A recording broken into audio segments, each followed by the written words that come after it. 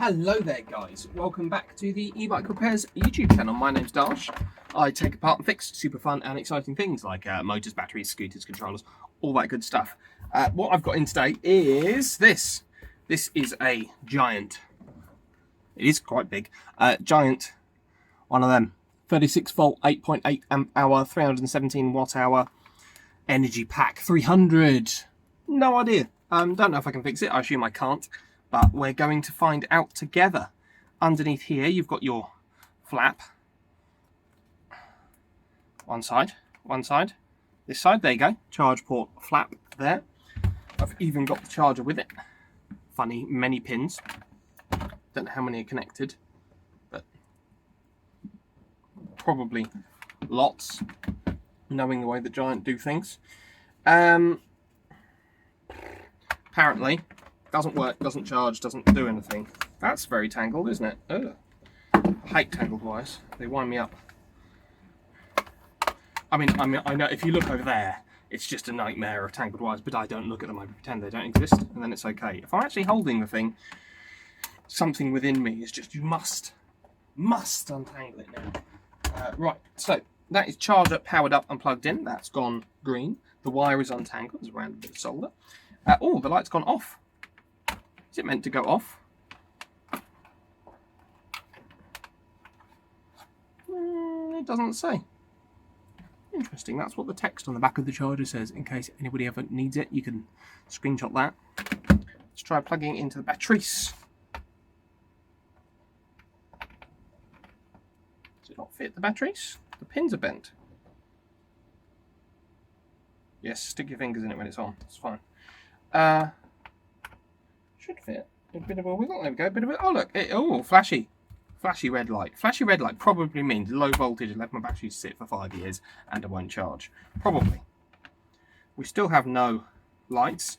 Let's see if it's the kind of thing you can put power in its bottom and open up. We've got 1, 2, 3, 4 Phillips head screws that I can see anyway. They all look the same, which is nice. Got a bit of Loctite on them. They look like that. So that's like an M2 or M3 or M2.5 size. I don't know. Little though. Put them in my lovely purple AliExpress tray. And let's see how you open this bad boy up. Remember, it says, don't attempt disassembly. So I will be taking it apart, not disassembling it. The ports here are unlabeled. We've got populated, populated, unpopulated, and populated. See if just a big pull gets it apart. It feels like there are clips, or maybe more screws under the sticker. I don't feel more screws. There's probably clips here somewhere. Goodness gracious. How am I going to get this apart without breaking everything? Let's get that on. It's not doing us any good. Just pull really hard. Yeah. Nope. Pull really hard so we can get screwdriver in it, and then lever. That's the answer. That's the proper way to do things. That looks promising. That looks promising. So do these. Let's have a go, shall we?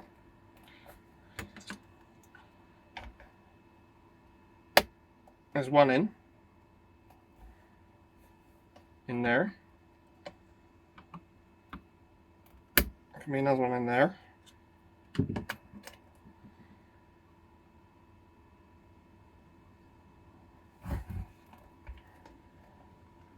What you've got to do is make sure you ruin all the plastic so that it's unusable. And that's how you know you've done a really good job. As if it can never go back into service. Oh! We've got movement. We've got movement. There were clips. There. And then there'll be more on. Stinky. There'll be more on this side. There you go. Clip there, and one clip on that side. We've got foam. We've got Giant 527 EB14RBT-01V. I say foam. I think it's not foam. I think it's thick barley paper, actually. Nice case. Threaded inserts, 1, 2, 3, 4 for the screws to go into. Looks absolutely fine. This looks very much like the older Giant EnergyPaks, which I think are actually resellable if the BMS works, so that's interesting. Let's mark up the case so we know which way around this goes. We've got minus on this side, and we've got plus on this side. Because sometimes you can end up putting this all back together, but that's up that way. Yeah, and sometimes they fit the other way, and you think, oh, how's that go? It's easier just to mark them. Let's get this pack out. It's always wrapped, Giant packs always seem to be wrapped in this funny stuff. There's like a pressure. I'll get to it. Oh, bear with me. There you go, boy. So it's using all the pins on the charger, which is a bit annoying, but it just is. We've got fuses. What have we got? We've got a 5 amp charging fuse, which is not blown. We've got a discharge fuse of 30 amps, which looks like a mini blade, which probably also isn't blown, but let's have a look. It's not blown. We've got a big connector here for disconnecting the plug, and it's all wrapped in this lovely clear, it's a bag. Basically, it's in a bag. What I normally like to do with the bag is this. And just hack into it with a knife until I ruin it and make it unusable. I find that's a very good way to go on. And the wires all run through said bag with lots of silicone, like that. Go. Get out of the bag.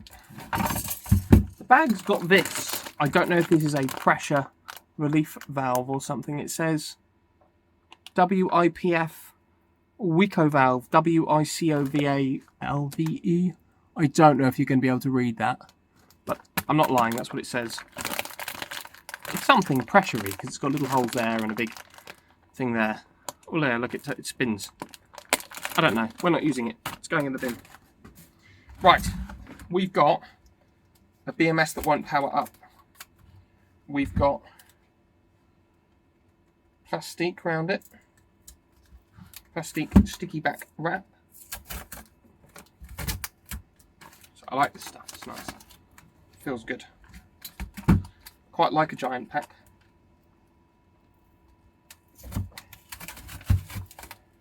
I don't have the bike as well, but I've got a funny feeling that you can actually, I don't think that this blue wire is actually used or something like that. I can't remember now. I wish I had the bike, I'd be able to tell you, but I don't, so I can't.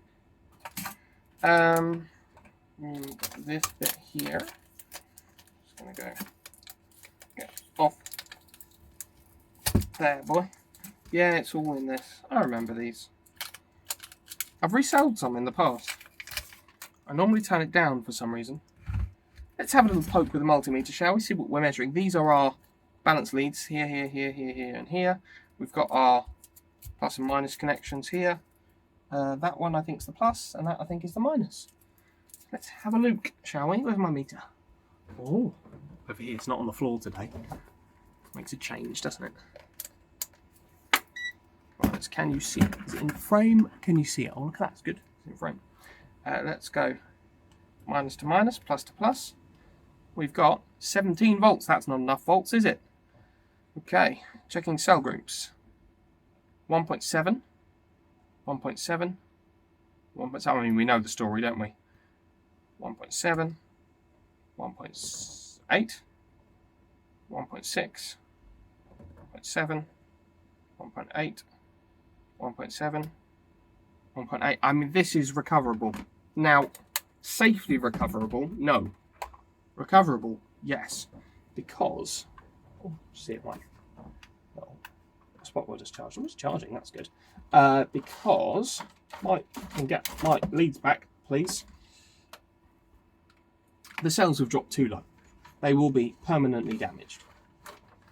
I think anything below 2.5 volts is sort of a, oh, I should probably think about replacing the cells. I mean, realistic manufacturers will say if it drops below 2.5 volts, you replace the cell and that's it. Dendrites form inside it, I think, when they get discharged too low.